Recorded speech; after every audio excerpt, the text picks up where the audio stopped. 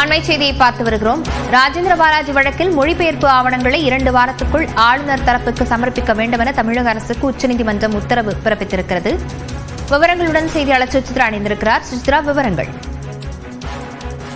முன்னாள் அமைச்சர் ராஜேந்திர பாலாஜியினுடைய மேல்முறையீட்டு மனுவில் தற்பொழுது பல்வேறு உத்தரவுகளை உச்சநீதிமன்றமானது பிறப்பித்திருக்கிறது. மிக முக்கியமாக ராஜேந்திர பாலாஜிக்கு எதிரான அந்த சாங்ஷன் நடவடிக்கைகள் தொடர்பான கோப்புகள் வழங்குவதற்கு நடவடிக்கை எடுப்பதற்கு கூடுதல் கால அவகாசம் வேண்டும் என்ற ஒரு கருத்தை ஆளுநர் தரப்பிலிருந்து தமிழக அரசுக்கு கூறப்பட்ட நிலையில் தற்போது அதற்கு கூடுதலாக 2 ஆவணங்களை 2 வாரத்திற்குள் தமிழக அரசாங்கமானது ஆளுநர் தரப்புக்கு சமர்ப்பிக்க வேண்டும் எனவும் 2 வார காலத்தில் சமர்ப்பித்த பிறகு உடனடியாக இந்த சாங்ஷன் கோப்புகள் மீதான முடிவை ஆளுநர் எடுக்க வேண்டும் என்ற ஒரு உத்தரவை தற்பொழுது உச்சநீதிமன்றமானது பிறப்பித்துள்ளது. மிக முக்கியமாக அது மட்டுமல்லாமல் இந்த இடைப்பட்ட காலத்தில் உயர்நீதிமன்றத்துடைய உத்தரவின் அடிப்படையில் சிபிஐ இந்த விவகாரத்தில் எந்த ஒரு நடவடிக்கைகளையும் மேற்கொள்ளக்கூடாது, விசாரணையை தொடங்கக்கூடாது என்ற ஒரு இடைக்கால உத்தரவையும் தற்பொழுது உச்சநீதிமன்றமானது பிறப்பித்திருக்கிறது. மிக முக்கியமாக இன்றைய விவாதத்தின் பொழுது கடந்த 4 ஆண்டுகளாக விசாரணை நடைபெற்று இறுதிக்கட்டத்தை எட்டியுள்ள நிலையில் தற்பொழுது சிபிஐ விசாரணைக்கு உயர்நீதிமன்றம் மாற்றியுள்ளது.